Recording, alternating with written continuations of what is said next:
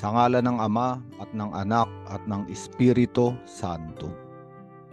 Ang ating mabuting balita ay mula kay San Lucas, Kapitulo 9, versikulo 7 hanggang 9. At sa ebanghelyong ito,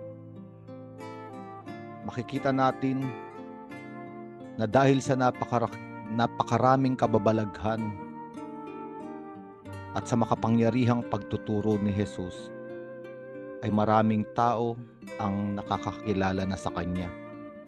Kaya ang mga pangyayari ay napabalita na sa maraming lugar.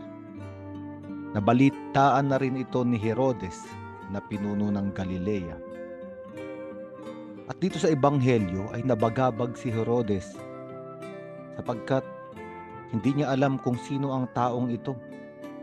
Dahil may nagsasabing si Jesus ay si Juan Bautista na pinapugutan niya ng ulo.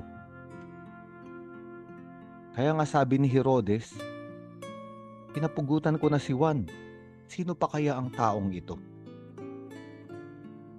At dahil dito, nagnanais siyang makita si Jesus. At sa mga salitang ito, makikita natin ang isang tao na natatalian ng kanyang nakaraan. Ang ibig sabihin, lahat ng pangyayari ngayon ay nakikita niya sa bintana ng nagdaan.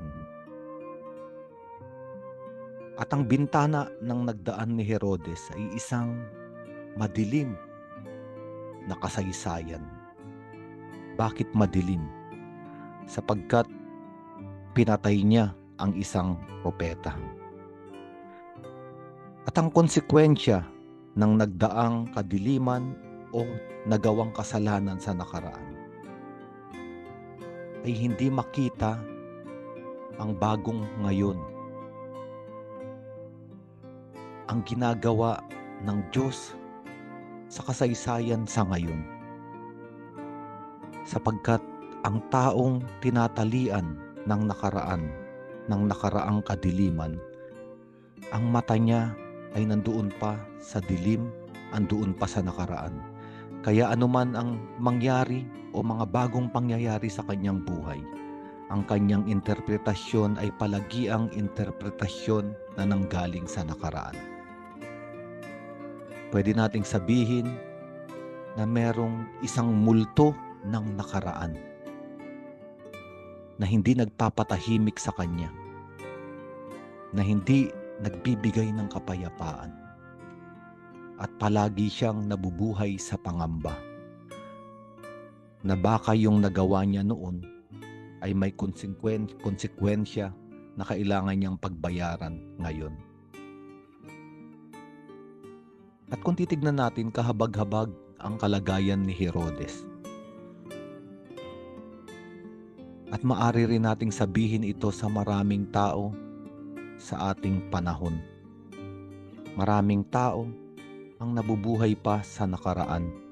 Hinuhusgahan at inaakusahan ang kanilang mga sarili sa kanilang mga nagawa, sa kadilimang kanilang tinahak, sa liku-likong landas na kanilang pinaglakbayan, o sa mga kasalanang kumulapol sa kanilang buhay. Ngunit ang ebanghelyong ito ay may paanyaya, kaya nga tinawag na mabuting balita. Sapagkat ang Diyos ay hindi Diyos na ginagamit ang ating nakaraan upang tayo ay kondenahin at akusahan. Ang Diyos ay nagpapakilala sa atin ngayon upang gumawa ng bagong kasaysayan. Sapagkat may kapangyarihan siyang putulin ang mga kadena ng nagdaan. Kaya niya tayong pakawalan. At nais niya o ninanais niya na bigyan tayo ng bagong buhay. Kaya nga para sa ating lahat ngayon, totoo hindi perpekto ang ating buhay. Totoo rin na alam natin na merong mga hindi kaaya-ayang pangyayari ang mga naganap sa ating nagdaan. Ngunit katulad nga ng sinasabi ng mga banal, hindi interesado ang Diyos kung sino tayo noon. mas interesado siya na makatagpo tayo ngayon. At higit sa lahat, mas interesado siya sa buhay na nais niyang simulan ngayon at gaganapin sa kinabukasan. At ang ebanghelyong ito ay panawagan sa pagbabalik loob. Isa lamang ang tanging paraan upang makalaya tayo sa napakadilim na kahapon. At ito ang maniwala sa pag-ibig ng Diyos ngayon. Sa ngalan ng Ama at ng Anak at ng Espiritu Santo.